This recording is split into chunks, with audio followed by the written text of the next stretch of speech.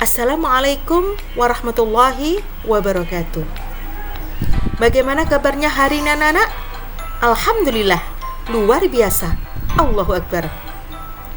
Alhamdulillah bertemu kembali dengan Bu Wati dalam mata pelajaran Tarikh Islam bab 8 Nabi Isa alaihissalam. Pertemuan ini adalah pertemuan kedua di 16 Maret 2021. Nah, tujuan pembelajaran ini siswa dapat mengetahui kenabian dan mukjizat Nabi Isa alaihissalam dan akhir perjalanan dakwah Nabi Isa alaihissalam. Baiklah anak-anak, sebelum kita mulai, marilah pertemuan kali ini kita buka bersama dengan bacaan basmalah bersama-sama. Bismillahirrahmanirrahim. Sebelum Bu Wati menjelaskan tentang kenabian dan mukjizat Nabi Isa, Bu Wati pengen mengingatkan kembali tentang pelajaran Selasa pekan lalu. Anak-anak masih ingat siapa nama ibu Nabi Isa alaihissalam? Siapa? Bagus, Maryam. Nah, Maryam ini adalah anak dari Imron dan Hana. Masih ingat anak-anak? Ayahnya Maryam ini bernama Imron dan ibunya bernama Hana. Nah, pada usianya yang sudah tua, Imron ini belum juga dikarunia anak. Imron memohon kepada Allah agar diberi keturunan. Permohonan mereka dikabulkan oleh Allah dan mengandunglah ibu Hana. Nah, tapi sebelum ibu Hana melahirkan, sang ayah Imron meninggal dunia. Nah, ini anak masih ingat kemarin ceritanya seperti ini? Ingat ya? Alhamdulillah. Sebelum melahirkan, Hana bernazar kepada Allah, jika bayinya ini akan lahir, akan diserahkan kepada Allah untuk beribadah selalu kepada Allah. Kemudian lahirlah anaknya ini diberi nama Maryam. Nah, kemudian Maryam ini kan kemarin dibawa ke Baitul Maqdis, diasuh oleh Imam Baitul Maqdis yang juga paman Maryam sendiri, bernama Nabi Zakaria. Ibu Maryam ini wanita yang suci, yang pekerjaannya sehari-hari selalu beribadah kepada Allah. Kemudian Allah menganugerahkan seorang anak laki-laki melalui perantara malaikat Jibril, ya.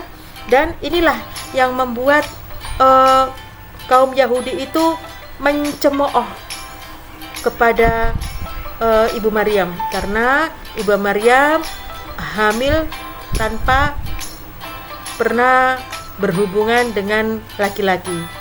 Nah, masih ingat anak-anak? Saat itu ibu Maryam dicemooh dan dihina oleh Yahudi. Kemudian lahirlah Nabi Isa. Dan ibu Maryam tidak mau menjelaskan apa-apa. Kemudian menyuruh orang Yahudi untuk berbicara kepada bayi kecil Nabi Isa ini. Ya, ingat anak-anak, inilah mukjizat yang diberikan oleh Allah kepada Nabi Isa, yaitu bisa berbicara ketika bayi. Ini menunjukkan bahwa Ibu Maryam adalah wanita yang suci. Ya, kesuciannya itu dibuktikan oleh bisa berbicaranya Nabi Isa ketika bayi. Nah, sampai di sini kemarin ya pelajaran pekan lalu. Nah, sekarang kita lanjutkan di bab kenabian dan mukjizat Nabi Isa. Anak-anak, sejak kecil Nabi Isa alaihissalam sudah menampakkan diri sebagai manusia istimewa. Nabi Isa menerima wahyu, yaitu kitab Injil. Nah, beliau diangkat menjadi salah satu utusan Allah ketika berusia 30 tahun. Sebelum itu, Nabi Isa sudah diajarkan kitab Taurat dan Injil. Dengan diangkatnya sebagai Rasul, maka mulailah beliau menyebarkan ajaran Allah Subhanahu wa Ta'ala kepada kaumnya, menyerukan kebenaran kepada kaum Yahudi dan orang-orang Bani Israel untuk kembali kepada Allah Subhanahu wa Ta'ala, menyadarkan kesesatan mereka yang telah berani merubah kitab Taurat peninggalan Nabi Musa alaihissalam. Kedatangan Nabi Isa ini dengan ajarannya suci membuat beliau dimusuhi oleh orang-orang yang ingkar kepada Allah. Oleh karena itu, Allah juga memberikan beberapa mukjizat keistimewaan untuk menguatkan ajarannya.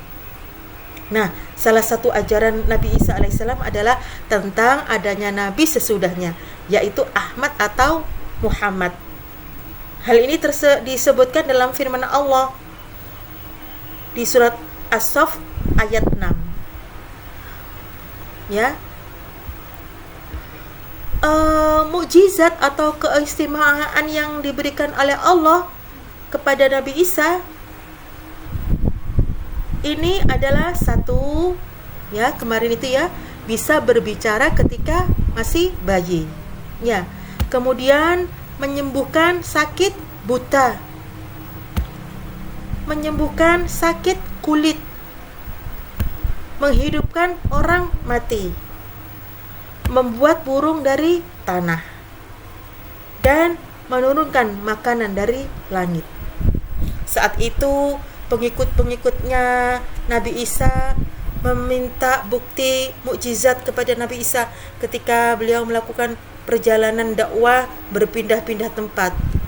Karena kehabisan bekal, pengikut Nabi Isa meminta kepada Nabi Isa untuk berdoa kepada Allah memberikan makanan, dan berdoalah Nabi Isa kepada Allah, akhirnya diturunkanlah makanan itu dari langit.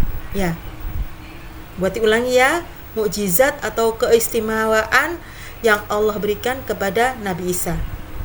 1. Bisa berbicara ketika bayi. Yang kedua, menyembuhkan sakit buta. Yang ketiga, menyembuhkan sakit kulit. Yang keempat, menghidupkan orang mati. Yang kelima, membuat burung dari tanah. Yang keenam, menurunkan makanan dari langit. Sedikit yang Buati bisa sampaikan untuk pertemuan kali ini. Selanjutnya nanti bisa kembali anak-anak bisa membaca di buku Tarikh Islam bab 8 kisah Nabi Isa alaihissalam.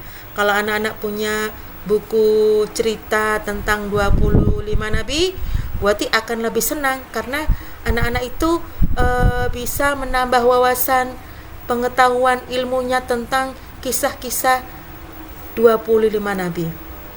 Atau bisa anak-anak melihat tayangan di YouTube ya, kisah 25 nabi, termasuk di situ adalah cerita Nabi Isa alaihissalam.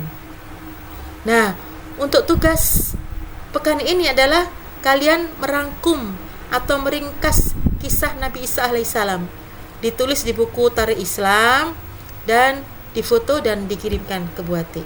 Ya, tapi pekan depan masih ada satu pertemuan lagi untuk melanjutkan kisah Nabi Isa pada poin akhir perjalanan dakwah Nabi Isa alaihissalam.